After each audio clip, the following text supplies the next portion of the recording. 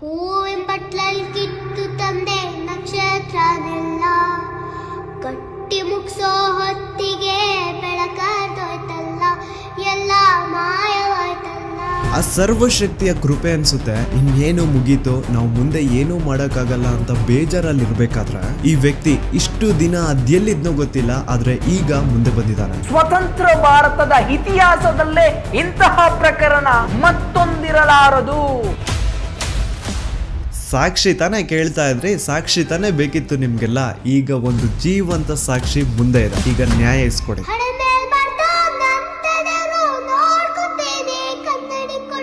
ಅದೇ ಒಂದು ನೇತ್ರಾವತಿ ನದಿ ತೀರದಲ್ಲಿ ಡೈಲಿ ಒಂದು ಹೆಣ ಬೀಳೋದು.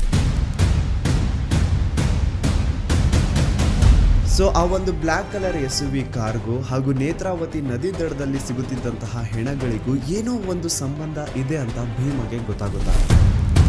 ಈವನ್ ಸಿಗುವಂತಹ ಡೆಡ್ ಬಾಡೀಸ್ ನ ಸಹವಾಸಕ್ಕೆ ಪೊಲೀಸರು ಹೋಗ್ತಿದ್ದಿಲ್ಲ. ಸೊ ಯಾಕೆ ಅಲ್ಲಿನ ಪೊಲೀಸ್ ಅವ್ರಿಗೆ ಯಾರ್ದು ಅಂತ ಭಯ ಇತ್ತು? ಅವಳು ಬಾಡಿನ ಒಂದು ಕಡೆ ಮಣ್ಣು ಮಾಡು ಅಂಡ್ ಅವಳಿಗೆ ಸಂಬಂಧ ಪಡುವಂತಹ ವಸ್ತುಗಳನ್ನ ಇನ್ನೊಂದು ಕಡೆ ಮಣ್ಣು ಮಾಡು.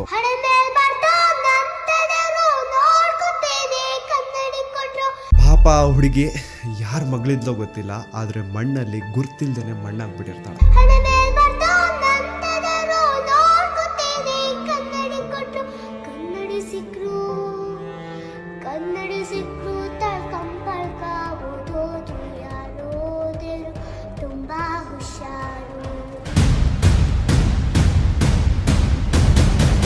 ಅಂಡ್ ಈಗ ಅಸಲಿ ಆಟ ಶುರು.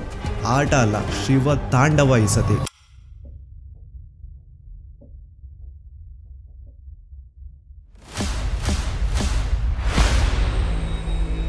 27 ಫೆಬ್ರವರಿ 2025.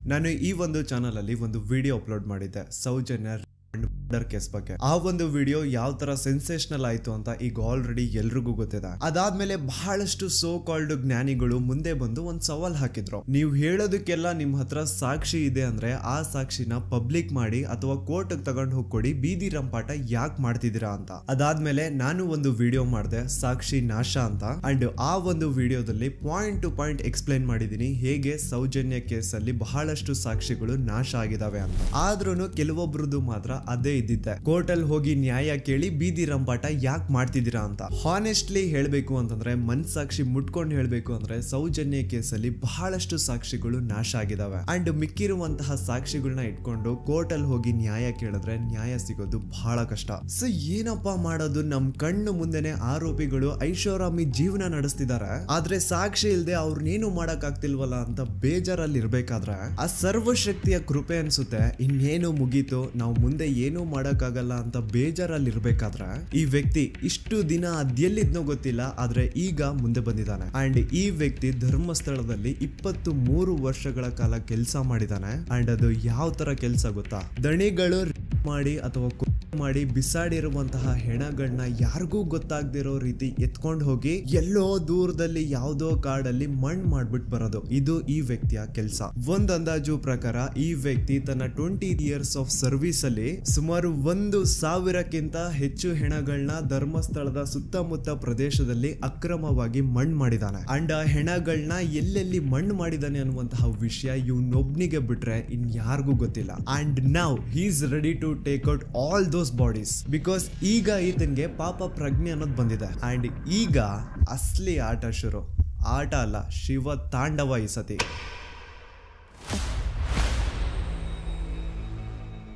ಇಯರ್ 1995 ಮಂಡ್ಯ ಜಿಲ್ಲೆಯ ಒಂದು ಚಿಕ್ಕ ಹಳ್ಳಿ, ಹೆಸರು ರಾಂಪುರ ಅಂತ. ಈ ಊರಲ್ಲಿ 17 ವರ್ಷದ ಒಬ್ಬ ಹುಡುಗ ಇರ್ತಾನೆ. ಅಂಡ್ ಇವನ್ ಹೆಸರೇ ಭೀಮಾ ಅಂತ. ಒಂದು ದಲಿತ ಕುಟುಂಬಕ್ಕೆ ಬಿಲಾಂಗ್ ಮಾಡುವಂತಹ ಈ ಹುಡುಗನ್ಗೆ ಓದು ಬರಹ ಅನ್ನೋದು ತಲೆಗೆ ಹತ್ತಿರಲ್ಲ. ಸೊ ಇವನು ಸ್ಕೂಲ್ಗೂ ಸಹ ಹೋಗದೆ ಊರಲ್ಲಿ ಖಾಲಿ ಪಿಲಿ ಓಡಾಡ್ಕೊಂಡಿರ್ತಾನೆ. ಭೀಮಾಗೆ ಒಬ್ಬ ಅಣ್ಣ ಇರ್ತಾನೆ. ಅಂಡ್ ಅವನು ಧರ್ಮಸ್ಥಳದಲ್ಲಿ ಇರುವಂತಹ ಶ್ರೀ ಮಂಜುನಾಥ ಸ್ವಾಮಿ ದೇವಸ್ಥಾನದಲ್ಲಿ ಈಗ ಆಲ್ರೆಡಿ ಕೆಲಸ ಮಾಡ್ತಾ ಇರ್ತಾನೆ. ಈ ಕಡೆ ಊರಲ್ಲಿ ಭೀಮಾ ಸ್ಕೂಲ್ಗೂ ಸಹ ಹೋಗದೆ ಎಲ್ಲೂ ಕೆಲ್ಸಕ್ಕೆ ಸಹ ಹೋಗದೆ ಸುಮ್ನೆ ಊರಲ್ಲಿ ಖಾಲಿ ಪಿಲಿ ಓಡಾಡ್ತಾ ಇರೋದನ್ನ ನೋಡಕ್ಕಾಗ್ದೆ ಭೀಮ ಅವ್ರ ಅಣ್ಣ ಭೀಮನ ತನ್ನ ಜೊತೆಗೆ ಧರ್ಮಸ್ಥಳ ಕರ್ಕೊಂಡ್ ಬಂದು ಅದೇ ಶ್ರೀ ಮಂಜುನಾಥ ಸ್ವಾಮಿ ದೇವಸ್ಥಾನದಲ್ಲಿ ಕೆಲ್ಸಕ್ಕೆ ಸೇರಿಸ್ತಾನೆ. ತನ್ನ ಅಣ್ಣನ ಸಹಾಯದಿಂದ ಧರ್ಮಸ್ಥಳಕ್ಕೆ ಬಂದಂತಹ ಭೀಮಗೆ ಅಲ್ಲೇ ಇರುವಂತಹ ಶ್ರೀ ಮಂಜುನಾಥ ಸ್ವಾಮಿ ದೇವಸ್ಥಾನದಲ್ಲಿ ಕೆಲ್ಸನೂ ಸಹ ಸಿಗುತ್ತೆ. ಕೆಲ್ಸ ಏನಪ್ಪಾ ಅಂತಂದ್ರೆ ನೇತ್ರಾವತಿ ಸ್ನಾನಘಟ್ಟ ಹತ್ರ ಕಸ ಹೊಡೆಯುವಂತಹ ಕೆಲಸ. ಆ ಒಂದು ನೇತ್ರಾವತಿ ಸ್ನಾನಘಟ್ಟ ಆ ರೀಜನ್ ಏನಿತ್ತು ಅದನ್ನ ನೀಟಾಗಿ ಇಟ್ಕೊಳ್ಳೋದು ಇವನ್ ಡ್ಯೂಟಿ. ಇವನ್ಗೆ 25 ರೂಪಾಯಿ ಸ್ಟಾರ್ಟಿಂಗ್ ಸಂಬಳ ಇರುತ್ತೆ ಅಂಡ್ ಇರೋದಕ್ಕೆ ಅಂತ ಮಾಹಿತಿ ಕಚೇರಿ ಮೇಲೆ ಒಂದು ರೂಮ್ ನು ಸಹ ಕೊಟ್ಟಿರ್ತಾರೆ. ಇನಿಷಿಯಲ್ ಡೇಸ್ ಅಲ್ಲಿ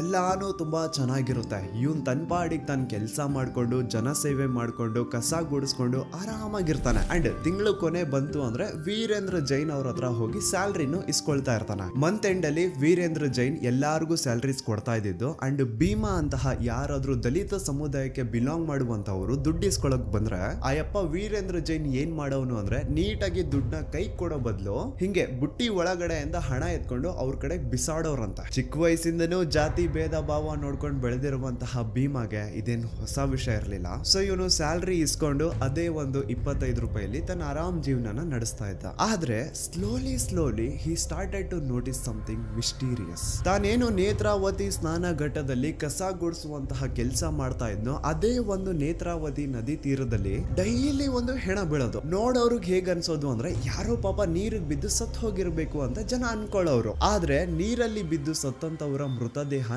ನೀರಲ್ಲೇ ಸಿಗ್ಬೇಕು ಹೊರತು ದಡದಲ್ಲಿ ಹೇಗ್ ಸಿಗುತ್ತೆ? ಏನ್ ಆ ಶವಗಳು ಇಷ್ಟೊತ್ತು ನೀರಲ್ಲಿ ಇದ್ದಿದ್ ಸಾಕು ಇನ್ನು ಹೋಗ್ಬಿಟ್ಟು ದಡದಲ್ಲಿ ಮಲ್ಕೊಳ್ಳುವ ಅಂತ ಎದ್ದು ಬರೋಕಾಗುತ್ತಾ? ಇಲ್ಲ ತಾನೆ. ಸೊ ಇದೇ ಒಂದು ಡೌಟ್ ಭೀಮಗೆ ಬರುತ್ತಾ. ಈಗ ಭೀಮ ಪ್ರತಿಯೊಂದು ಸೂಕ್ಷ್ಮವಾಗಿ ಅಬ್ಸರ್ವ್ ಮಾಡ್ಲಿಕ್ಕೆ ಸ್ಟಾರ್ಟ್ ಮಾಡ್ತಾನೆ. ಕೆಲವೊಂದ್ಸತಿ ಏನಾಗೋದು ಅಂದ್ರೆ ರಾತ್ರಿ ಹೊತ್ತಲ್ಲಿ ನೇತ್ರಾವತಿ ನದಿ ಹತ್ರ ಒಂದು ಬ್ಲಾಕ್ ಕಲರ್ SUV ಕಾರ್ ಕಾಣಿಸ್ಕೊಳ್ಳೋದಂತ. ಆ ಕಾರ್ ನ ನಂಬರು ಈಗ ಭೀಮಗೆ ನೆನಪಿರೋ ಹಾಗೆ 505 ಇರಬೇಕು. ಸೊ ಈ ಕಾರು ಯಾವಾಗೆಲ್ಲ ನೇತ್ರಾವತಿ ನದಿ ಹತ್ರ ಕಾಣಿಸ್ಕೊಳ್ಳೋದು ಅದ್ರ ನೆಕ್ಸ್ಟ್ ದಿನ ಅದೇ ಒಂದು ನೇತ್ರಾವತಿ ನದಿ ಹತ್ರ ಒಂದು ಹೆಣ ಸಿಗೋದು. ಸೊ ಆ ಒಂದು ಬ್ಲಾಕ್ ಕಲರ್ SUV ಕಾರ್ಗೂ ಹಾಗೂ ನೇತ್ರಾವತಿ ನದಿ ದಡದಲ್ಲಿ ಸಿಗುತ್ತಿದ್ದಂತಹ ಹೆಣಗಳಿಗೂ ಏನೋ ಒಂದು ಸಂಬಂಧ ಇದೆ ಅಂತ ಭೀಮಗೆ ಗೊತ್ತಾಗುತ್ತಾ. ಆದ್ರೆ ಅವನು ಈ ವಿಚಾರನ ಯಾರ ಜೊತೆನೂ ಹಂಚ್ಕೊಳ್ಳಲ್ಲ. ಯಾಕೆ ಬೇಕ್ಬಿಡು ನಮ್ಗೆ ಅಂತ ಸುಮ್ಮನೆ ಇರ್ತಾನೆ.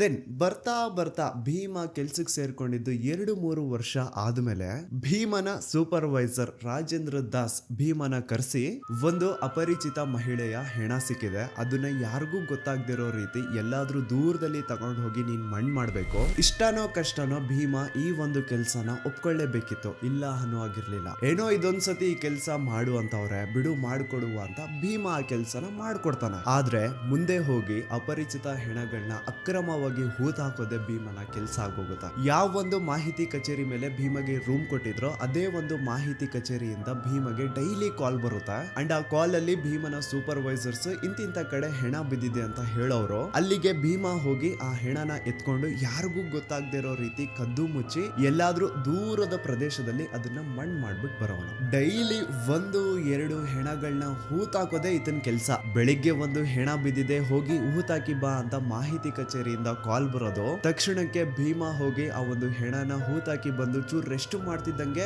ಸಂಜೆ ಅಷ್ಟರಲ್ಲಿ ಇನ್ನೊಂದ್ಸತಿ ಕಾಲ್ ಬರೋದು. ಅಗೇನ್ ಭೀಮ ಹೋಗಿ ಇನ್ನೊಂದು ಹೆಣನ ಅಕ್ರಮವಾಗಿ ಹೂತಾಕ್ ಬರೋನು. ಈ ಭೀಮ ಈ ತರ ಬಹಳಷ್ಟು ಹೆಣಗಳನ್ನ ಅಕ್ರಮವಾಗಿ ಹೂತಾಕಿದಾನೆ. ಅಂಡ್ ತನ್ನ ಹೂತಾಕಿರುವಂತಹ ಹೆಣಗಳಲ್ಲಿ ಬಹಳಷ್ಟು ಹೆಣಗಳು ಹೆಂಗಸರ್ದಿರುತ್ತೆ ಹಾಗೂ ಅಪ್ರಾಪ್ತ ವಯಸ್ಸಿನ ಬಾಲಕಿಯರ್ದಿರುತ್ತೆ. ಸೊ ಭೀಮಗೆ ಆಗಿಂದಾನೆ ಪಾಪ ಪ್ರಜ್ಞೆ ಅನ್ನೋದು ಕಾಡ್ತಾ ಇರುತ್ತೆ. ಅಂಡ್ ಇವನು ಬೇಸತ್ ಹೋಗಿರ್ತಾನೆ ತಾನು ಮಾಡ್ತಿರುವಂತಹ ಕೆಲ್ಸದಿಂದ. ಇವನ್ಗೂ ಮದ್ವೆ ಆಗಿರುತ್ತೆ, ಮಕ್ಕಳಿರ್ತಾರೆ, ಅದನ್ನು ಹೆಣ್ಣು ಮಕ್ಕಳಿರ್ತಾರೆ. ಸೊ ಕಂಡವ್ರ ಹೆಣ್ಮಕ್ಳನ್ನ ಅವ್ರ ಮನೆಯವ್ರಿಗೂ ತಿಳಿಸದೆ ಪ್ರಾಪರ್ ಅಂತ್ಯಕ್ರಿಯೆ ಅನ್ನೋದು ಮಾಡದೆ ತಾನು ಹೋಗಿ ಅಕ್ರಮವಾಗಿ ಮಣ್ಣು ಮಾಡಿ ಬರ್ತಾ ಇದ್ರೆ ಎಲ್ಲಿ ಆ ಪಾಪ ತನ್ನ ಮಕ್ಕಳಿಗೂ ತಟ್ಟು ಬಿಡುತ್ತೆ ಅನ್ನೋದೊಂದು ಭಯ ಇವನ್ಗೆ. ಆದ್ರೆ ಬೇರೆ ಆಪ್ಷನ್ ಇಲ್ಲ, ಬೇರೆ ವಿಧಿನೇ ಇಲ್ಲ. ಆ ಮಾಹಿತಿ ಕಚೇರಿ ಅವ್ರಿಗೆ ತನ್ನ ಸೂಪರ್ವೈಸರ್ಸ್ಗೆ ನಾನು ಇನ್ಮೇಲೆ ಇಂದ ಈ ಕೆಲಸ ಮಾಡಲ್ಲ ಅಂತ ಏನಾದ್ರು ಹೇಳ್ಬಿಟ್ರೆ ಅವರು ಇವನ್ನ ತುಂಡಾಗಿ ಕತ್ತರಿಸ್ತೀವಿ ಅಂತ ಹೆದರ್ಸಿರ್ತಾರ. ಹೋಗ್ಲಿ ಅಟ್ಲೀಸ್ಟ್ ಪೊಲೀಸ್ ಅವ್ರಿಗಾದ್ರೂ ಈ ವಿಷಯನ ತಿಳಿಸೋಣ, ಪೊಲೀಸ್ ಅವರಿಂದಾದ್ರೂ ಹೆಲ್ಪ್ ತಗೊಳ್ಳೋಣ ಅಂದ್ರೆ ಅಲ್ಲಿನ ಪೊಲೀಸ್ ಅವರು ಬೆಳ್ತಂಗಡಿ ಪೊಲೀಸ್ ಸ್ಟೇಷನ್ ನ ಪೊಲೀಸ್ ಅವರೆಲ್ಲ ವೀರೇಂದ್ರ ಜೈನ್ ನ ಚಾಟುಗಳು. ಅವ್ರಿಗೆ ಸರ್ಕಾರದಿಂದ ಒಂದು ಸಂಬಳ ಸಿಗ್ತಾ ಇದ್ರೆ ವೀರೇಂದ್ರ ಜೈನ್ ಇಂದ ಇನ್ನೊಂದು ಸಂಬಳ ಸಿಗ್ತಾ ಇರುತ್ತಾ. ಭೀಮ ತನ್ನ ಕಣ್ಣಾರೆ ಕಂಡಿದ್ದಾನೆ ಈ ಬೆಳ್ತಂಗಡಿ ಪೊಲೀಸ್ ಅವರು ಪ್ರತಿ ತಿಂಗಳು 1ನೇ ತಾರೀಕು ವೀರೇಂದ್ರ ಜೈನ್ ನ ಮನೆ ಮುಂದೆ ಬಂದು ನಾಯಿಗಳ ತರ ನಿಂತಿರೋರಂತೆ. ಅಂಡ್ ವೀರೇಂದ್ರ ಜೈನ್ ಬಂದು ಅವ್ರಗಳಿಗೆ ಬಿಸ್ಕೆಟ್ ತರ ಹಣ ಹಂಚ್ತಾ ಇದ್ದಿದ್ದು. ಆಗಿನ ಬೆಳ್ತಂಗಡಿ ಪೊಲೀಸ್ ಅವರು ಎಷ್ಟು ಕರಪ್ಟೆಡ್ ಇದ್ರು ಅಂತ ಒಂದು ಇನ್ಸಿಡೆಂಟ್ ಮೂಲಕ ನಿಮ್ಗೆ ಎಕ್ಸ್ಪ್ಲೇನ್ ಮಾಡ್ತೇನೆ.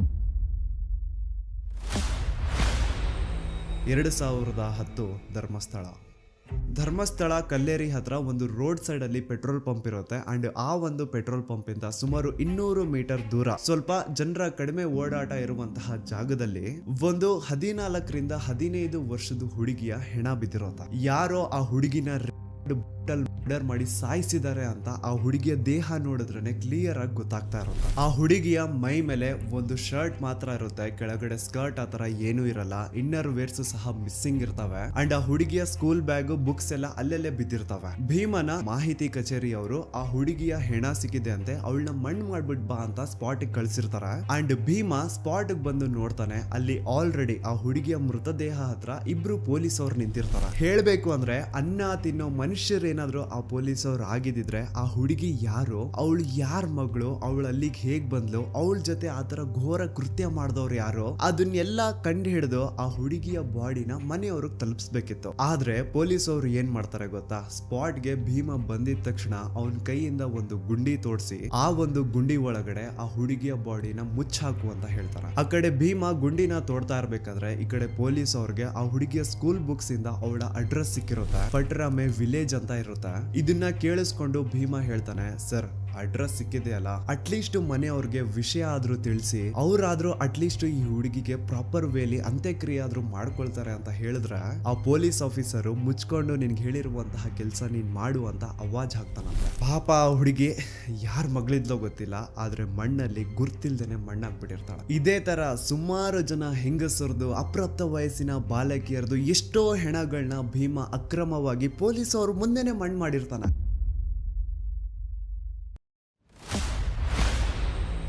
2012 ಧರ್ಮಸ್ಥಳ. ಭೀಮನ ಮಾಹಿತಿ ಕಚೇರಿಯವರು ಕರೆದು ಇಂಥ ಕಾಡಲ್ಲಿ ಒಂದು ಹುಡುಗಿಯ ಹೆಣ ಬಿದ್ದಿದೆ ಅಂತೆ, ಅದನ್ನ ಯಾರಿಗೂ ಗೊತ್ತಾಗ್ದಿರೋ ರೀತಿ ಹೋಗಿ ಮಣ್ಣು ಮಾಡಿ ಬಾ ಅಂತ ಕಳಿಸ್ತಾರೆ. ಮಾಹಿತಿ ಕಚೇರಿಯವರು ಹೇಳಿದಂತಹ ಲೊಕೇಶನ್ಗೆ ಭೀಮ ಬಂದು ನೋಡಿದ್ರೆ ಅಲ್ಲಿ ಆಕ್ಚುಯಲ್ ಆಗಿ ಒಂದು ಹುಡುಗಿಯ ಹೆಣ ಬಿದ್ದಿರುತ್ತೆ. ಸುಮಾರು 20 ವರ್ಷ ವಯಸ್ಸು ಹುಡುಗಿದಿರುತ್ತೆ ಅಂಡ್ ಆ ಹುಡುಗಿಯ ಮುಖನ ಕಂಪ್ಲೀಟ್ ಆಸಿಡ್ ಇಂದ ಸುಟ್ಬಿಟ್ಟಿರ್ತಾರೆ. ಆದ್ರೆ ಆ ಹುಡುಗಿಯ ಬಟ್ಟೆಗಳಿಂದ ಭೀಮ ಅವಳನ್ನ ಕಂಡುಹಿಡಿತಾನೆ. ಅದೇ ಹುಡುಗಿನ ಈ ಹಿಂದೆ ಭೀಮ ದೇವಸ್ಥಾನದಲ್ಲಿ ನೋಡಿರ್ತಾನೆ ಅಂಡ್ ಆ ಹುಡುಗಿ ಮೈಸೂರಿಂದ ಬಂದಿದ್ಲು ಅಂತಾನು ಭೀಮಗೆ ಚೆನ್ನಾಗಿ ಗೊತ್ತಿರುತ್ತೆ. ಸೊ ನಿನ್ನೆ ದೇವಸ್ಥಾನದಲ್ಲಿ ನೋಡಿದಂತಹ ಅದೇ ಹುಡುಗಿ ಈಗ ಅವನ್ ಮುಂದೆ ಹೆಣ ಆಗಿ ಬಿದ್ದಿರ್ತಾಳೆ. ಅವಳ ದೇಹದ ಮೇಲೆ ಸರಿಯಾದ ಬಟ್ಟೆಗಳಿರಲ್ಲ, ಒಳ ಉಡುಪುಗಳೆಲ್ಲ ಕಾಣೆ ಆಗಿರ್ತವೆ, ಬಾಡಿ ಮೇಲೆಲ್ಲ multiple fractures and clearly body ನೋಡಿ ಗೊತ್ತಾಗ್ತಾ ಇರುತ್ತೆ ಅವಳ ಜೊತೆ ನಡೆದಿದೆ ಅಂತ. ಅಂಡ್ ಅವಳ ದೇಹನ ಒಂದು ನ್ಯೂಸ್ ಪೇಪರ್ ಇಂದ ಕವರ್ ಮಾಡಿರ್ತಾರೆ ಹಾಳಾದವರು. ಭೀಮಗೆ ಮಾಹಿತಿ ಕಚೇರಿಯವರು ಏನ್ ಹೇಳಿರ್ತಾರೆ ಅಂದ್ರೆ ಅವಳು ಬಾಡಿನ ಒಂದು ಕಡೆ ಮಣ್ಣು ಮಾಡು ಅಂಡ್ ಅವಳಿಗೆ ಸಂಬಂಧ ಪಡುವಂತಹ ವಸ್ತುಗಳನ್ನ ಇನ್ನೊಂದು ಕಡೆ ಮಣ್ಣು ಮಾಡು, ಎರಡು ಒಂದೇ ಕಡೆ ಇರಬಾರ್ದು ಅಂತ ಕ್ಲಿಯರ್ ಇನ್ಸ್ಟ್ರಕ್ಷನ್ಸ್ ಕೊಟ್ಟಿರ್ತಾರೆ. ಮಾಹಿತಿ ಕಚೇರಿಯ ತನ್ನ ಸೂಪರ್ವೈಸರ್ಸ್ ಹೇಳ್ದಂಗೆ ಭೀಮ 2 ಗುಂಡಿ ತೋಡಿ 2 ಬೇರೆ ಬೇರೆ ಕಡೆ ಗುಂಡಿ ತೋಡಿ ಒಂದರಲ್ಲಿ ಆ ಹುಡುಗಿಯ ದೇಹನ ಮುಚ್ಚಾಕ್ತಾನೆ, ಇನ್ನೊಂದರಲ್ಲಿ ಅವಳಿಗೆ ಸಂಬಂಧ ಪಡುವಂತಹ ವಸ್ತುಗಳನ್ನ ಮುಚ್ಚಾಕ್ತಾನೆ. ಇದೇ ರೀತಿ ಭೀಮ ಆ ಒಂದು ಧರ್ಮಸ್ಥಳದ ಸುತ್ತಮುತ್ತ ಪ್ರದೇಶದಲ್ಲಿ ಎಷ್ಟು ಹೆಣಗಳನ್ನ ಅಕ್ರಮವಾಗಿ ಊತಾಕಿದನೋ ಅವನ್ಗೆನೆ ಲೆಕ್ಕ ಇಲ್ಲ. ಹೆಂಗಸರು, ಅಪ್ರಾಪ್ತ ವಯಸ್ಸಿನ ಬಾಲಕಿಯರು, ಭಿಕ್ಷುಕರು, ಈವನ್ ದೇವಸ್ಥಾನದ ಮುಂದೆ ಬಂದು ಕುತ್ಕೊಳ್ತಿದ್ದಂತಹ ಭಿಕ್ಷುಕರನ್ನು ಸಹ ಆ ದರಿದ್ರ ನನ್ನ ಮಕ್ಕಳು ಬಿಟ್ಟಿರ್ಲಿಲ್ಲ. ಈ ಟೆಂಪಲ್ ಮ್ಯಾನೇಜ್ಮೆಂಟ್ ಅವ್ರಿಗೇನು ಅಂತಂದ್ರೆ ನೋಡಿ ನಮ್ ಧರ್ಮಸ್ಥಳದಲ್ಲಿ ಒಬ್ರು ಭಿಕ್ಷುಕರಿಲ್ಲ ಅಂತ ತೋರಿಸ್ಕೊಳ್ಳೋ ಆಸೆ. ಅದ್ರ ಸಲುವಾಗಿ ಈ ಟೆಂಪಲ್ ಮ್ಯಾನೇಜ್ಮೆಂಟ್ ಅವರು ಏನ್ ಮಾಡೋರು ಅಂದ್ರೆ ಆ ದೇವಸ್ಥಾನದ ಸುತ್ತಮುತ್ತ ಎಲ್ಲಾದ್ರೂ ಯಾರಾದ್ರೂ ಭಿಕ್ಷೆ ಬೇಡ್ತಾ ಇರೋ ರೀತಿ ಕಾಣಿಸಿದ್ರೆ ಅವ್ರನ್ನ ಮೊದ್ಲು ಹಿಡ್ಕೊಂಡ್ ಬಂದು ಚೆನ್ನಾಗಿ ಹೊಡಿಯೋದು. ಎಷ್ಟೋ ಸತಿ ಭೀಮನು ಸೇರ್ಕೊಂಡು ಆ ಭಿಕ್ಷುಕರನ್ನ ಹೊಡೆದಿರ್ತಾನೆ. ಸೊ ಚೆನ್ನಾಗಿ ಅವ್ರನ್ನ ಹೊಡೆದು ಮುಕ್ ಮಾಡಾದ್ಮೇಲೆ ಅವ್ರಿಗೊಂದು ಬಸ್ ಟಿಕೆಟ್ ಮಾಡಿಸಿ ಮಂಗಳೂರು ಅಥವಾ ಸಕಲೇಶ್ಪುರ ಕಡೆ ಕಳಿಸ್ಬಿಡೋದು. ಹಂಗ್ ಕಳಿಸಾದ್ಮೇಲೆನು ಅಪ್ಪಿ ತಪ್ಪಿ ಏನಾದ್ರು ಆ ಭಿಕ್ಷುಕರು ವಾಪಸ್ ಧರ್ಮಸ್ಥಳಕ್ಕೆ ಬಂದು ಅಲ್ಲಿ ಭಿಕ್ಷೆ ಬೇಡ್ತಾ ಇರೋ ರೀತಿ ಏನಾದ್ರು ಕಾಣಿಸ್ಕೊಂಡ್ರೆ ಅವ್ರನ್ನ ಈ ಸತಿ ಹಿಡ್ಕೊಂಡ್ ಬಂದು ಬರೀ ಹೊಡಿತಾ ಇರ್ಲಿಲ್ಲ, ಚಿತ್ರ ಹಿಂಸೆ ಕೊಟ್ಟು ಸಾಯಿಸೋರಂತ. ನೆಕ್ಸ್ಟ್ ದಿನ ಮಾಹಿತಿ ಕಚೇರಿಯವರು ಭೀಮನ ಕರೆಸಿ ಭೀಮ ಆ ಭಿಕ್ಷುಕರ ಮೃತದೇಹನ ಎತ್ಕೊಂಡೋಗಿ ಎಲ್ಲೋ ದೂರದಲ್ಲಿ ಯಾವ್ದಾದ್ರು ಒಂದು ಕಾಡಲ್ಲಿ ಮಣ್ಣು ಮಾಡ್ಬಿಟ್ಟು ಬರ್ಬೇಕಿತ್ತು. ಈ ತರ ಭೀಮ ಬಹಳಷ್ಟು ಹೆಣಗಳನ್ನ ಎತ್ಕೊಂಡು ಹೋಗಿ ಧರ್ಮಸ್ಥಳದ ಸುತ್ತಮುತ್ತ ಪ್ರದೇಶದಲ್ಲಿ ಅಕ್ರಮವಾಗಿ ಮಣ್ಣು ಮಾಡಿದಾನೆ. ಅಂಡ್ ನಾನು ಆಗ್ಲೇ ಹೇಳ್ದಂಗೆ ಇವನು ಅತಿ ಹೆಚ್ಚಾಗಿ ಮಣ್ಣು ಮಾಡಿರುವಂತಹ ಶವಗಳು ಒಂದು ಹೆಂಗಸರದು, ಇನ್ನೊಂದು ಅಪ್ರಾಪ್ತ ವಯಸ್ಸಿನ ಬಾಲಕಿಯರದು. ಅಂಡ್ ಈ ಮಹಿಳೆಯರದು ಹಾಗೂ ಅಪ್ರಾಪ್ತ ವಯಸ್ಸಿನ ಬಾಲಕಿಯರದು ಶವಗಳು ಭೀಮಗೆ ಧರ್ಮಸ್ಥಳದಲ್ಲಿ ಇರುವಂತಹ ರಜತಾದ್ರಿ, ಗೋದಾವರಿ ಗೋದಾವರಿ, ಸಾಕೇತ್, ನೇತ್ರಾವತಿ, ಗಂಗೋತ್ರಿ ಅಂಡ್ ನರ್ಮದಾ ಈ ಒಂದು ಹೆಸರಿರುವಂತಹ ಲಾಡ್ಜಸ್ ಅಲ್ಲಿ ಅವುಗಳ ರೂಮ್ಸ್ ಅಲ್ಲಿ ಸಿಗ್ತಾ ಇದ್ದಿದ್ದು. ಅಂಡ್ ಈ ಎಲ್ಲಾ ಲಾಡ್ಜಸ್ ದಣಿಗಳದು. ಅಂಡ್ ಆ ಹೆಣ್ಮಕ್ಳದ್ದು ಏನು ಶವಗಳು ಸಿಗ್ತಾ ಇತ್ತೋ ಅವ್ರ ಮೈ ಮೇಲೆ ಪ್ರಾಪರ್ ಬಟ್ಟೆಗಳು ಇರ್ತಾ ಇರ್ಲಿಲ್ಲ. ಪ್ರತಿ ಒಂದು ಕೇಸಲ್ಲಿ ಅವ್ರ ಇನ್ನರ್ ವೇರ್ಸ್ ಮಿಸ್ಸಿಂಗ್ ಇರೋದು ಅಂಡ್ ಅವ್ರ ಮೈ ಮೇಲೆ ಆಗಿರುವಂತಹ ಗಾಯಗಳು, ಅವ್ರ ತುಟಿನ ಕಚ್ಚಿರುವಂತಹ ರೀತಿ ಅದೆಲ್ಲಾನು ಕ್ಲಿಯರ್ ಆಗಿ ಹೇಳ್ತಾ ಇರುತ್ತೆ ಅವ್ರ ಜೊತೆ ಇದೆ ಅಂತ. ಇಷ್ಟೆಲ್ಲ ಕಣ್ಣು ಮುಂದೆ ನಡೀತಾ ಇದ್ರು ಲೋಕಲ್ ಪೊಲೀಸ್ ಅವರಲ್ಲಿ ಒಬ್ರು ಆರೋಪಿನ ಹಿಡಿಯುವಂತಹ ಏನು ಪ್ರಯತ್ನ ಮಾಡ್ತಿದ್ದಿಲ್ಲ ಅಂತ. ಈವನ್ ಸಿಗುವಂತಹ ಡೆಡ್ ಬಾಡೀಸ್ ನ ಸಹವಾಸಕ್ಕೆ ಪೊಲೀಸ್ ಅವ್ರು ಹೋಗ್ತಿದ್ದಿಲ್ಲ. ಸೊ ಯಾಕೆ ಅಲ್ಲಿನ ಪೊಲೀಸ್ ಅವ್ರಿಗೆ ಯಾರ್ದು ಅಂತ ಭಯ ಇತ್ತು. ಅಂಡ್ ನಾನು ಸೌಜನ್ಯ ಕೇಸ್ ಬಗ್ಗೆ ಮೊದಲನೇ ವಿಡಿಯೋ ಮಾಡಿದಾಗ ಅದರಲ್ಲಿ ನಾರಾಯಣ ಹಾಗೂ ಅವ್ರ ತಂಗಿ ಯಮುನಾನ ಬ್ರೂಟ್ ಮರ್ಡರ್ ಕೇಸ್ ಬಗ್ಗೆ ಹೇಳಿದ್ದೆ ಗೊತ್ತಾ. ಆನೆ ಮಾವುತ ನಾರಾಯಣ ಹಾಗೂ ಅವ್ರ ತಂಗಿ ಯಮುನಾ ಬಗ್ಗೆ ಕೇಳಿದಾಗ ಇವ್ರು ಕೆಲವೊಂದು ಹೊಸ ವಿಷಯ ಹೇಳ್ತಾರೆ. ಅದೇನಂತಂದ್ರೆ ನಾರಾಯಣ ಅವರು ಪಾಪ ಶ್ರೀ ಮಂಜುನಾಥ ಸ್ವಾಮಿ ದೇವಸ್ಥಾನದ ಎದುರುಗಡೆ ಇರುವಂತಹ ಅಶ್ವತ್ ಕಟ್ಟೆಗೆ ಡೈಲಿ ನಮಸ್ಕಾರ ಹಾಕ್ಲಿಕ್ಕೆ ಅಂತ ಬರೋರಂತೆ. ಅಂಡ್ ಅವ್ರ ಆತರ ಬಂದಾಗ ಈ ಟೆಂಪಲ್ ಮ್ಯಾನೇಜ್ಮೆಂಟ್ ಅವರು ಭೀಮಾ ಅಂತಹ ಕೆಲ್ಸದವ್ರನ್ನ ಕರೆಸ್ಬಿಟ್ಟು ಅವ್ರ ಕೈಯಲ್ಲಿ ನಾರಾಯಣನ ಚೆನ್ನಾಗಿ ಹೊಡ್ಸವ್ರಂತೆ. ಅಂಡ್ ಇನ್ನು ನಾರಾಯಣ ಅವ್ರ ತಂಗಿ ಯಮುನಾ ಏನಿದ್ರು ಅವ್ರ ಮೇಲೆ ಗಾರ್ಡನ್ ಸೂಪರ್ವೈಸರ್ ರಾಜೇಂದ್ರ ರಾಯ್ ತುಂಬಾ ಕೆಟ್ಟ ದೃಷ್ಟಿ ಇಟ್ಟಿರ್ತಾನಂತೆ. ಪಾಪ ಅಯ್ಯಮ್ಮ ಹೋಗ್ಬೇಕಾದ್ರೆ ಬರ್ಬೇಕಾದ್ರೆ ಅವಳನ್ನ ಚುಡಾಯಿಸೋದು, ಬರ್ತೀಯಾ ಅಂತ ಕೇಳೋದು, ಹಿಂಗೆಲ್ಲ ಕೆಟ್ಟದಾಗಿ ಬಿಹೇವ್ ಮಾಡ್ತಿದ್ನಂತ. ಅಂಡ್ ಇದನ್ನೆಲ್ಲ ತನ್ನ ಕಣ್ಣಾರೆ ಕಂಡಿದ್ದಾನೆ. 21 ಸೆಪ್ಟೆಂಬರ್ 2012 ಅವತ್ತಿನ ದಿನ ಆನೆ ಮಾವುತ ನಾರಾಯಣ ಅವ್ರ ಮನೆಗ್ ನುಗ್ಗಿ ನಾರಾಯಣ ಅವ್ರನ್ನ ಸಾಯಿಸಿ ಅವ್ರ ತಂಗಿ ಯಮುನನ ರೇಪ್ ಅಂಡ್ ಮರ್ಡರ್ ಮಾಡಿದ್ದು ಇದೇ ರಾಜೇಂದ್ರ ರೈ ಅಂತ. ಅಂಡ್ ಇವನ್ನ ಅಲ್ಲಿ ಕಳಿಸಿದ್ದು ಚಿಕ್ಕ ದಣಿಗಳು ಹರ್ಷೇಂದ್ರ ಕುಮಾರ್. ಆನೆ ಮಾವುತನ ಸಾಯಿಸಿ ಆ ಜಾಗದ ಆಸ್ತಿ ಪತ್ರಗಳನ್ನ ಎತ್ಕೊಂಡ್ ಬಾ ಅಂತ ಈ ರಾಜೇಂದ್ರ ರೈನ ಅಂಡ್ ಅವ್ನ ಇಡೀ ಗ್ಯಾಂಗ್ ನ ಈ ಹರ್ಷೇಂದ್ರ ಕುಮಾರ್ ಕಳಿಸಿದ್ನಂತ.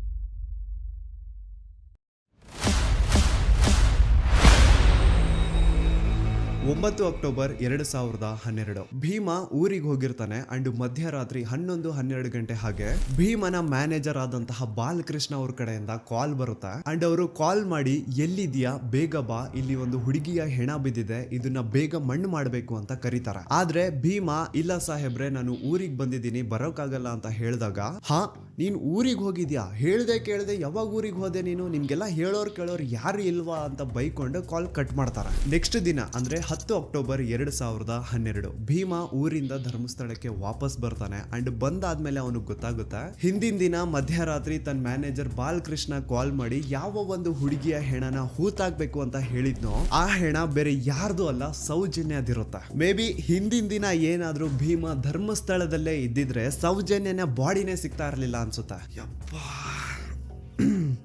ನನಗೆ ಒಂದು ಅರ್ಥ ಆಗ್ತಾ ಇಲ್ಲ, ಊರಲ್ಲಿ ಎಲ್ಲಾದ್ರೂ ಒಂದು ಅಪರಿಚಿತ ಹೆಣ ಬಿದ್ರೆ ಅದಕ್ಕೂ ಟೆಂಪಲ್ ಮ್ಯಾನೇಜ್ಮೆಂಟ್ ಅವ್ರಿಗೂ ಏನ್ ಸಂಬಂಧ? ಯಾರಿಗೂ ಇಲ್ದೇ ಇರುವಂತಹ ಚಿಂತೆ ಇವ್ರುಗಳಿಗೆ ಯಾಕೆ ಅಂತ. ಒಂದು ಅಪರಿಚಿತ ಹೆಣ ಅಂದ್ಮೇಲೆ ಅದು ಪೊಲೀಸ್ ಅವ್ರ ಜವಾಬ್ದಾರಿ, ಮುಂದೆ ಏನ್ ಮಾಡ್ಬೇಕು ಅನ್ನೋದು ಅವ್ರಗಳ ತಲೆನೋವು. ಸೊ ಎಲ್ಲೋ ಸಂಬಂಧನೇ ಇಲ್ಲದೆ ಬಿದ್ದಿರುವಂತಹ ಹೆಣಗಳಿಗೂ ದಣಿಗಳಿಗೂ ಟೆಂಪಲ್ ಮ್ಯಾನೇಜ್ಮೆಂಟ್ ಅವ್ರಿಗೂ ಏನ್ ಸಂಬಂಧ? ಈ ಪ್ರಶ್ನೆನ ನೀವು ನನಗ್ ಕೇಳೋದಲ್ಲ, ಆ ನಕಲಿ ಧರ್ಮಾಧಿಕಾರಿ ಇದಾನಲ್ವಾ ಅವನ್ಗೆ ಹೋಗ್ಬಿಟ್ಟು ಕೇಳಿ. ಯಾಕಪ್ಪ ಎಲ್ಲಿ ಅಪರಿಚಿತ ಹೆಣ ಸಿಕ್ರು ಯಾಕೆ ನಿಮ್ಮವ್ರು ಹೋಗ್ಬಿಟ್ಟು ಅದನ್ನ ಅಕ್ರಮವಾಗಿ ಹೂತಾಗಿ ಬರೋರು? ಯಾಕೆ ಈ ಕೆಲಸನ ಮಾಡೋರು? ಈ ಪ್ರಶ್ನೆನ ನೀವು ಹೋಗ್ಬಿಟ್ಟು ಆ ಧರ್ಮಾಧಿಕಾರಿಗೆ ಆ ಟೆಂಪಲ್ ಮ್ಯಾನೇಜ್ಮೆಂಟ್ ಅವ್ರಿಗೆ ಕೇಳಿ. ನಿಮ್ಗೆ ಸೌಜನ್ಯ ಪ್ರಕರಣದ ಪ್ರಮುಖ ಸಾಕ್ಷಿ ರವಿ ಪೂಜಾರಿ ಬಗ್ಗೆ ಲಾಸ್ಟ್ ವಿಡಿಯೋದಲ್ಲಿ ಹೇಳಿದ್ದೆ. ಸೊ ಸತ್ತಿರುವಂತಹ ಆ ರವಿ ಪೂಜಾರಿನ ಬೆಸ್ಟ್ ಫ್ರೆಂಡೇ ಈ ಭೀಮಾ. ಸೌಜನ್ಯ ಕೇಸು ಹೊರಗೆ ಬಂದ್ಮೇಲೆ ಆ ರವಿ ಪೂಜಾರಿ ಪಾಪ ಫುಲ್ಲು ಟೆನ್ಷನ್ ಅಲ್ಲಿ ಕುಡ್ಕೊಂಡು ಊಟ ನಿದ್ದೆ ಇಲ್ಲದೆ ಓಡಾಡ್ತಾ ಇರ್ತಾನಂತೆ. ಸೊ ತನ್ನ ಬೆಸ್ಟ್ ಫ್ರೆಂಡ್ ನ ಆ ಒಂದು ಪರಿಸ್ಥಿತಿನ ನೋಡಕ್ಕಾಗದೆ ಭೀಮಾ ಹೋಗ್ಬಿಟ್ಟು ರವಿ ಪೂಜಾರಿ ಹತ್ರ ಮಾತಾಡ್ತಾನೆ. ಯಾಕೆ ಮಗ ನೀನು ತುಂಬಾ ಟೆನ್ಷನ್ ಅಲ್ಲಿ ಕಾಣಿಸ್ತಾ ಇದೆಯಾ, ಕುಡ್ಕೊಂಡು ಓಡಾಡ್ತಿದ್ಯಾ, ಮನೆಯವ್ರಿಗೆಲ್ಲ ತುಂಬಾ ದುಡ್ಡು ಕಳಿಸಿದ್ಯಾ ಅಂತ, ಇಲ್ಲಿ ಬೇರೆ ಯಾರ್ಯಾರಿಗೋ ಸಾಲಗಳು ಕೊಡ್ತಿದ್ಯಾ, ಏನ್ ನಿಂದು ಕತೆ ಅರ್ಥ ಆಗ್ತಿಲ್ವಲ್ಲ, ಇಷ್ಟೊಂದು ದುಡ್ಡು ನಿನ್ನ ಹತ್ರ ಎಲ್ಲಿಂದ ಬಂತು ಅಂತ ಭೀಮಾ ಒತ್ತಿ ರವಿ ಪೂಜಾರಿ ಹತ್ರ ಕೇಳಿದಾಗ ಆಗ ಕೊನೆಗೆ ರವಿ ಪೂಜಾರಿ ಬಾಯ್ ಬಿಡ್ತಾನೆ. ಅಂಡ್ ರವಿ ಪೂಜಾರಿ ಭೀಮನ ಮುಂದೆ ಏನ್ ಹೇಳ್ತಾನೆ ಅಂದ್ರೆ, ಮೊನ್ನೆ ಸೌಜನ್ಯ ಅಂತ ಒಂದು ಹುಡುಗಿಯ ಹೆಣ ಸಿಕ್ತಲ್ವಾ, ನಿನಗ್ ಗೊತ್ತಾ ಆ ಹುಡುಗಿ ಜೊತೆ ಹಂಗ್ ಮಾಡಿರೋದು ಯಾರು ಅಂತ? ಭೀಮಾ ಇಲ್ಲ ನನಗ್ ಗೊತ್ತಿಲ್ಲ ಅಂದಾಗ ಅದಕ್ಕೆ ರವಿ ಪೂಜಾರಿ ಹೇಳ್ತಾನೆ, ಆ ಹುಡುಗಿ ಸೌಜನ್ಯ ಜೊತೆ ಆ ತರ ಮಾಡಿದ್ದು ಬೇರೆ ಯಾರು ಅಲ್ಲ, ಚಿಕ್ಕ ದಣಿಗಳ ಹರ್ಷೇಂದ್ರ ಕುಮಾರ್ ಅಂಡ್ ಆ ಹುಡುಗಿನ ಸಾಯಿಸಿ ಅವಳ ದೇಹನ ಎಲ್ಲಾದ್ರೂ ಬಿಸಾಡ್ರಿ ಅಂತ ಚಿಕ್ಕ ದಣಿಗಳು ಹೇಳಿದ್ರು. ಈ ವಿಷಯ ನಾನ್ ಎಲ್ಲೂ ಹೊರಗಡೆ ಬಿಟ್ಕೊಡ್ಬಾರ್ದು ಅಂತ ದಣಿಗಳು ನನಗೆ 25,000 ದುಡ್ಡು ಸಹ ಕೊಟ್ರು ಅಂತ ರವಿ ಪೂಜಾರಿ ಭೀಮನ ಮುಂದೆ ಹೇಳಿದಾನೆ. ಭೀಮಗೆ ಇದೆಲ್ಲ ಎಕ್ಸ್ಪೆಕ್ಟೆಡ್ ಇತ್ತು. ಸೊ ಅವನ್ಗೆ ರಿಯಲ್ ನೇಮ್ಸ್ ನ ಕೇಳಿದಾಗ ಅಂತ ಶಾಕ್ ಏನೂ ಆಗಿಲ್ಲ. ಭೀಮಗೆ ಈ ವಿಷಯ ಯಾಕೆ ಶಾಕಿಂಗ್ ಅನ್ಸಲ್ಲ ಅಂದ್ರೆ ಇಷ್ಟು ವರ್ಷಗಳ ಕಾಲ ಅವನೇನು ಅಕ್ರಮವಾಗಿ ಹೆಣಗಳನ್ನ ಹೂತಾಕಿ ಬರ್ತಾ ಇದ್ದಾನೋ ಅದೆಲ್ಲ ದಣಿಗಳು ಮಾಡಿಟ್ಟಿರುವಂತಹ ಕರ್ಮಕಾಂಡಗಳು ಅಂತ ಅವನಿಗೆ ಚೆನ್ನಾಗಿ ಗೊತ್ತಿದೆ. ಸೊ ಹಾಗಾಗಿ ಈಗ ರವಿ ಪೂಜಾರಿ ರಿಯಲ್ ನೇಮ್ಸ್ ನ ಹೇಳಿದ್ರು ಸಹ ಭೀಮಗೆ ಏನ್ ಶಾಕಿಂಗ್ ಅನ್ಸಿಲ್ಲ ಅದು. ಬಟ್ ಶಾಕಿಂಗ್ ಅನ್ಸಿದ್ ಏನು ಅಂದ್ರೆ ಭೀಮಾ ಹಾಗೂ ರವಿ ಪೂಜಾರಿ ನಡುವೆ ಈ ಒಂದು ಮಾತುಕತೆ ಆಗಿದ್ದು ಸ್ವಲ್ಪ ದಿನ ಆದ್ಮೇಲೆ ರವಿ ಪೂಜಾರಿ ಮಿಸ್ಟೀರಿಯಸ್ ಆಗಿ ಸತ್ ಹೋಗ್ತಾನೆ. ಆ ರವಿ ಪೂಜಾರಿ ಮಾಡ್ಕೊಂಡು ಸತ್ತೋದ ಅಂತ ಪೊಲೀಸ್ ಅವ್ರು ಹೇಳ್ತಾರೆ.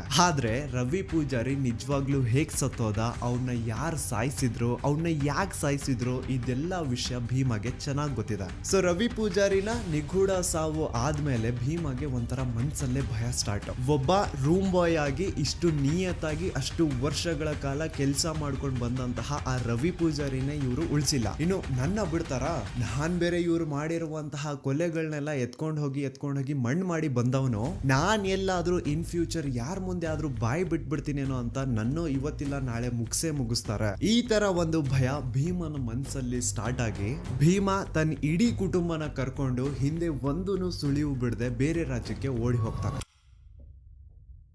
ಈಗ ಸೌಜನ್ಯ ಪ್ರಕರಣದಲ್ಲಿ ಆಗ್ತಿರುವಂತಹ ಬೆಳವಣಿಗೆಗಳು ನೋಡಿ ಮಹೇಶ್ ಶೆಟ್ಟಿ, ತಿಮ್ರೋಡಿ ಅವರು, Girish sir, Jayant sir and ಊರಿನ ಜನ ಎಲ್ಲ ದಣಿಗಳ ವಿರುದ್ಧ ನಿಂತಿರೋದ್ ನೋಡಿ ಈಗ ಈ ಭೀಮಗೆ ಧೈರ್ಯ ಬಂದು ಇವನು ಸಾಕ್ಷಿ ಹೇಳಲಿಕ್ಕೆ ಮುಂದೆ ಬಂದಿದ್ದಾನೆ. But he and his family needs safety and security. ಸಾಕ್ಷಿ ಸಂರಕ್ಷಣಾ ಕಾಯ್ದೆ ಅಡಿಯಲ್ಲಿ ಈತನ್ಗೆ ಏನಾದ್ರೂ ಸಂರಕ್ಷಣೆ ಸಿಕ್ಕರೆ ಈತ ಪ್ರತಿ ಒಂದು ವಿಷಯನ ಕೋರ್ಟ್ ಮುಂದೆ ಹೇಳಲಿಕ್ಕೆ ರೆಡಿ ಇದ್ದಾನೆ. ರೀಸೆಂಟ್ಲಿ ಭೀಮಾ ಯಾರಿಗೂ ಗೊತ್ತಾಗದಿರೋ ರೀತಿ ಧರ್ಮಸ್ಥಳ ಗ್ರಾಮಕ್ಕೆ ವಾಪಸ್ ಹೋಗಿ ಕೊನೆಯದಾಗಿ ಅಕ್ರಮವಾಗಿ ಮಣ್ಣು ಮಾಡಿ ಮುಚ್ಚಾಕಿರುವಂತಹ ದೇಹನ ಹೊರಗೆ ತೆಗೆದು ಆ ಒಂದು ಅಸ್ಥಿ ಪಂಜರಗಳನ್ನ ತಂದು ತನ್ನ ಜೊತೆಗೆ ಇಟ್ಕೊಂಡಿದ್ದಾನೆ. ಅಂಡ್ ಈಗ ಆ ಒಂದು ಅಸ್ಥಿ ಪಂಜರನ ಪೊಲೀಸ್ ಸ್ಟೇಷನ್ಗೆ ಸಬ್ಮಿಟ್ ಮಾಡಿ ತಾನು ಕೂಡ ಸರೆಂಡರ್ ಆಗಿರ್ತಾನೆ. ಅಂಡ್ ಈ ವ್ಯಕ್ತಿಗೆ ಈಗೇನಾದ್ರೂ ಸಾಕ್ಷಿ ಸಂರಕ್ಷಣಾ ಕಾಯ್ದೆ ಅಡಿಯಲ್ಲಿ ಸಂರಕ್ಷಣೆ ಸಿಕ್ಕರೆ ಆ 23 ವರ್ಷಗಳ ಕಾಲ ತಾನೇನು ಧರ್ಮಸ್ಥಳದ ಸುತ್ತಮುತ್ತ ಪ್ರದೇಶದಲ್ಲಿ ಅಕ್ರಮವಾಗಿ ಹೂತಾಕಿರುವಂತಹ ಹೆಣಗಳಿದಾವೋ ಅದನ್ನೆಲ್ಲ ಹೊರಗೆ ತೆಗೆಯೋದಕ್ಕೆ ರೆಡಿ ಇದ್ದಾನೆ. ಇನ್ ಕೇಸ್ ಹೀಗೆ ಆಯ್ತು ಅನ್ಕೊಳ್ಳಿ, ರಾಶಿ ಅಸ್ಥಿ ಪಂಜರಗಳು ಹೊರಗೆ ಬೀಳ್ತಾವೆ.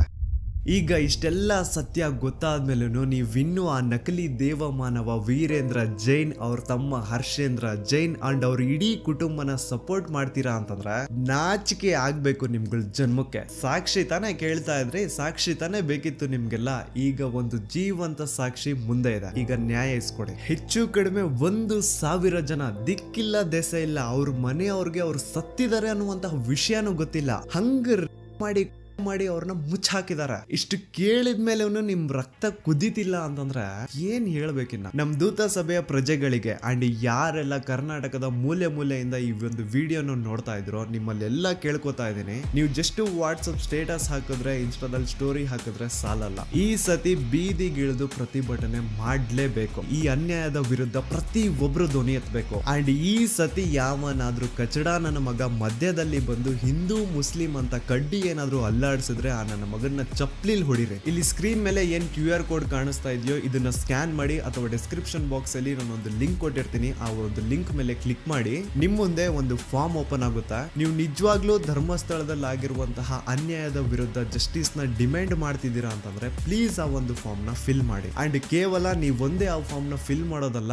ನಿಮ್ಮವರಿಂದನೂ ಆ ಫಾರ್ಮ್ ನ ಫಿಲ್ ಅಪ್ ಮಾಡಿಸಿ. It will be really helpful for us in legal battle. And ಇನ್ನೊಂದು ವಿಷಯ, ಈ ಒಂದು ವಿಡಿಯೋ ಕಂಪ್ಲೀಟ್ ಕಾಪಿರೈಟ್ ಫ್ರೀ ಇದೆ. ಇನ್ ಕೇಸ್ ಏನಾದ್ರೂ ಈ ವಿಡಿಯೋ ನನ್ನ ಚಾನಲ್ ಇಂದ ಡಿಲೀಟ್ ಅಥವಾ ಬ್ಲಾಕ್ ಆಯ್ತು ಅಂದ್ರೆ ನೀವು ಯಾರು ಬೇಕಿದ್ರು ನಿಮ್ ಚಾನಲ್ ಅಲ್ಲಿ ಈ ಒಂದು ವಿಡಿಯೋನ ಅಪ್ಲೋಡ್ ಮಾಡ್ಕೋಬಹುದು. ಇನ್ ಕೇಸ್ ಈ ವಿಡಿಯೋ ನನ್ನ ಚಾನಲ್ ಇಂದ ಡಿಲೀಟ್ ಆಯ್ತು ಅಂದ್ರೆ. ಸೊ ಈ ಸತಿ it's A final war and ಈ ಸತಿ ನಿಮ್ ಎಲ್ರದ್ದು ಸಪೋರ್ಟ್ ಸೌಜನ್ಯ ಪರ ಹೋರಾಟಗಾರರಿಗೆ ಇರುತ್ತೆ ಅಂತ ಭಾವಿಸ್ತಾ ನಾನು ನಿಮ್ಮ ದೂತ ಸಮೀರ್ MD ಮತ್ತೆ ಸಿಗ್ತೀನಿ ನೆಕ್ಸ್ಟ್ ವಿಡಿಯೋದಲ್ಲಿ.